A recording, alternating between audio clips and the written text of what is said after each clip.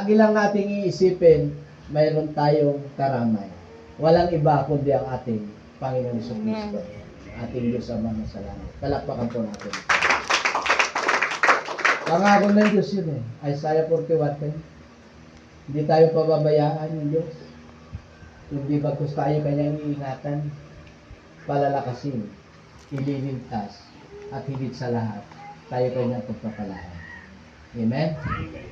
Sabi nga sa awit, 42 verse 1 to, at makikita natin dito na talagang kailangan lagi tayo sabik sa ating Panginoong Hesus.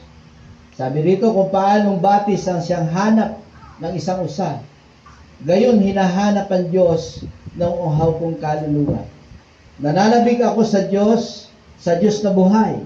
Walang iba, kailan kaya maaaring sa presensya mo. Hallelujah. Sa atin wala tayong katanungan na gano'n dahil tuwing linggo-linggo, sinasamba natin ang ating Panginoon. Amen. Sa ating linggo-linggo na pagsamba, sa ating araw-araw tayo nananalangin sa Kanya, isang bagay na ito na ipinapakita natin yung kauhawan natin sa ating Panginoon. Amen? Alam niyo ang usa, talaga yan ang hanap eh. Dahil ang usa lang ginawa, kundi takbo kain, kung mapupunta kayo sa bundok. Yun lang ang trabaho ng usa. Kaya laging uhaw. Kaya ang laging hanap, batis talaga, may inuman. Amen? Ihinambing tayo ng Diyos dito sa isang talinhagang salita na ito na pag tayo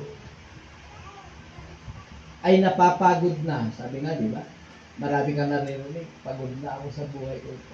Parang gusto ko na umuwi. Huwag niyong sasabihin yun. Baka pauwiin kayo kagad. Mayroong mga gano'n, di ba? Pagod na ako. Gusto ko nang mamatay. May mga naririnig kayo. Pagod na ako. Maraming mga salita. Kasi nga, totoo yun eh. Na talagang pag ikaw ay sa sarili mong lakas, sa sarili mong diskarte, mapapagod ka. Pero hayaan natin po ang Diyos ang manguna sa atin. Hindi po tayo mapapagod.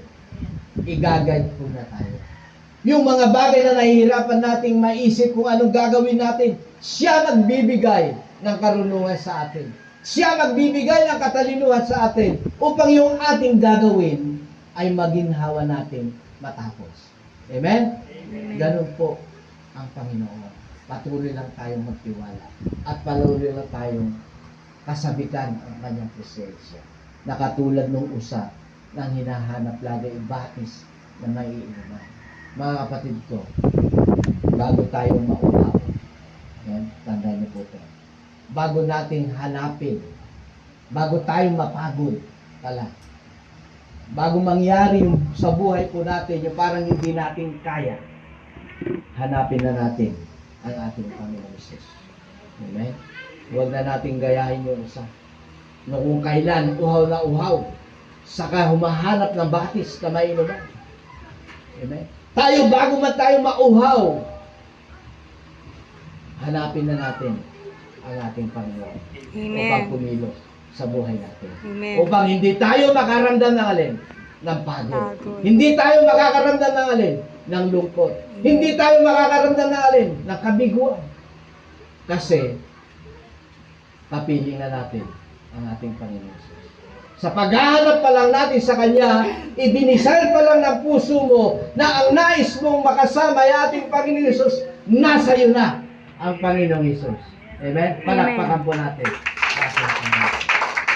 Ganun po sana tayo. Amen? Kasabikan po natin ang presensya ng ating Panginoon Jesus. Pangalawa po na nakita